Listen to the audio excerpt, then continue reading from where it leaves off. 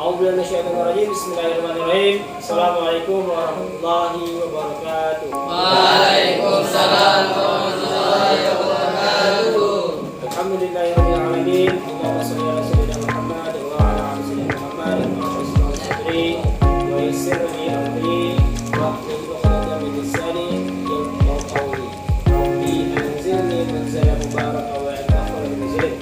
Wa qul rabbi adkhilni mudkhala sidqin wa akhrijni مخرج صدق واجعلني من لدنك سلطانا نصيرا وقل جاء الحق وزهق الباطل إن الباطل كان زهوقا. Alhamdulillahirrahmanirrahim. Segala puji bagi Allah Subhanahu wa taala yang telah memberikan kita nikmat hingga saat ini kita masih bisa bertatap muka, dan insyaallah pada kesempatan kali ini, pada malam yang berkah ini, kita akan mempelajari tentang ilmu tajwid. Tujuan pembelajaran kita pada malam ini ada 4 poin. Yang pertama, siswa dapat mengetahui pengertian ilmu tajwid. Yang kedua, siswa dapat mengetahui hukum mempelajari ilmu tajwid. Dan yang ketiga, siswa dapat mengetahui keutamaan mempelajari ilmu tajwid. Dan keempat, siswa dapat mengetahui tujuan dari mempelajari ilmu tajwid. Rasulullah SAW bersabda dan diriwayatkan oleh Bukhari, khairukum man ta'allama al-Qur'an wa 'allama. Yang artinya sebaik-baik kalian adalah yang mempelajari Al-Qur'an dan mengajarkannya. Kita masuk poin yang pertama, yaitu definisi ilmu tajwid. Lafaz tajwid menurut bahasa artinya membaguskan, sedangkan menurut istilah adalah ikhraju kulli harfin min makhrajihi ma'iqa'ihi haqqahu wa mustahaqqahu, yaitu mengeluarkan setiap huruf dari tempat keluarnya dengan memberi hak dan mustahak. Hukum mempelajari ilmu tajwid. Hukum mempelajari ilmu tajwid secara teori adalah fardu kifayah, sedangkan hukum membaca Al-Quran sesuai dengan kaidah ilmu tajwid adalah fardu ain. Dalil kewajiban membaca Al-Quran dengan tajwid terdapat dalam Quran surah Muzammil surah ke-73 ayat keempat. Sebagaimana bunyinya warattilil Qur'ana tartila.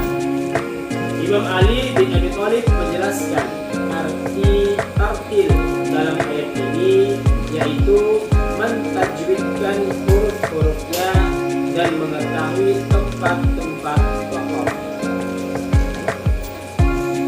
Bacalah Al-Quran sesuai dengan cara dan suara orang-orang Arab, dan jauhilah olehmu cara baca orang fasik dan berdosa besar. Maka sesungguhnya akan datang beberapa kaum setelahmu yang melakukan Al-Quran seperti nyanyian dan rohbaniyah, atau membaca tanpa tadabbur, dan nyanyian suara mereka tidak dapat melewati tenggorokan mereka, tidak dapat meresap di dalam hati. Hati mereka dan orang-orang yang simpati kepada mereka telah terfitnah keluar dari jalan yang lurus. Fadilah atau keutamaan dalam mempelajari ilmu tajwid. Mempelajari dan mengajarkan Al-Quran merupakan tolak ukur kualitas seorang muslim. Sebaik-baik kalian adalah orang yang mempelajari Al-Quran dan mengajarkannya, sesuai dengan hadis riwayat Bukhari yang telah disampaikan. Mempelajari Al-Quran adalah sebaik-baik kesibukan. Barang siapa yang disibukkan oleh Al-Quran dalam rangka berzikir kepada Allah Subhanahu wa taala dan mohon kepada Allah Subhanahu wa taala, niscaya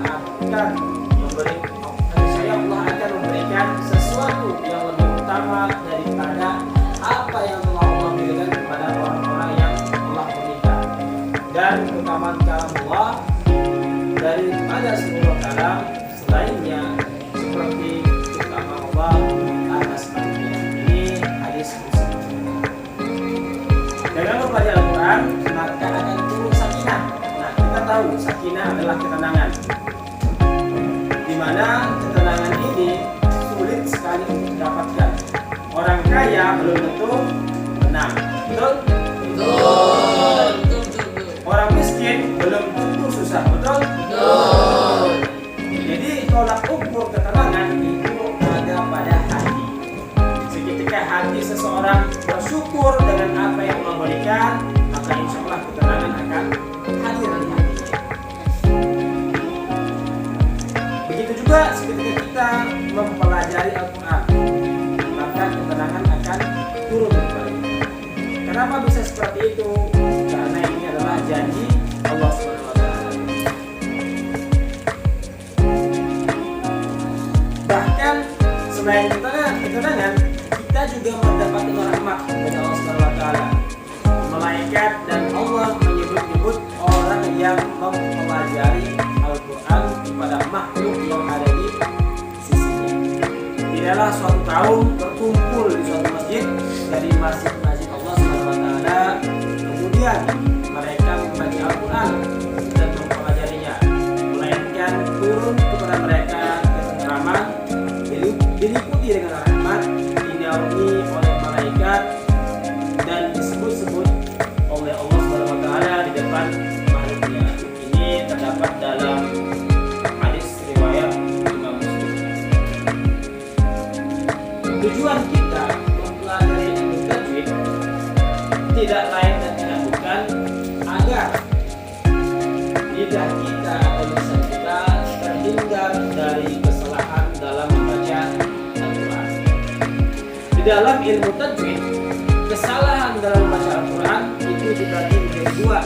Yang pertama adalah nun jali. Nun jali ini adalah lahnun atau kesalahan besar yang terjadi ketika membaca ayat-ayat Al-Quran, baik yang dapat berubah arti maupun tidak, sehingga menyalahi huruf, seperti ain dibaca hamzah dan berubah harokat dan dapat membatalkan sholat. Seandainya kalau kita membaca surah Al-Fatihah salah, maka sholat kita bisa batal. Kalau seandainya luput 40 tahun umur kita, lalu bacaan Al-Fatihah kita masih salah, maka selama 40 tahun tersebut kita dianggap tidak sholat. Nah, jadi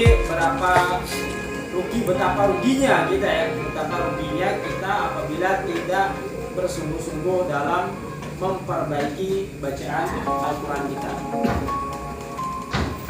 Nun jali ini dinamakan kesalahan besar karena kesalahan ini diketahui oleh ulama qiraah maupun orang awam. Melakukan kesalahan ini dengan sengaja maka hukumnya adalah haram. Untuk itu telitilah ketika membaca Al-Quran dan belajar dan terus berlatih supaya bacaan kita sesuai dengan kaidah tajwid. Nah, jadi contoh dari nun jali tadi yang pertama adalah merubah huruf. Apa contohnya? Gini, kita mengetahui Alhamdulillahi Rabbil Alamin. Kata-kata alamin itu pakai ain atau pakai hamzah? Ain. Kalau seandainya ada orang mengatakan Alhamdulillahi Rabbil Alamin, maka itu termasuk nun jali. Kesalahan kedua adalah nun khafi. Kesalahan yang terjadi ketika membaca ayat-ayat Al-Quran yang menyalahi huruf namun tidak sampai merubah arti. Kesalahan ini sifatnya tersembunyi dan biasanya berupa tidak sempurnanya dalam menerapkan hukum-hukum tajwid, seperti tidak membaca huruf, kurang panjang dalam membaca mat, wajib, mutasir, dan lain-lain. Melakukan kesalahan ini dengan sengaja hukumnya makruh. Baik, inilah materi yang kita pelajari untuk bagian pertama. Tutup dengan hamdalah.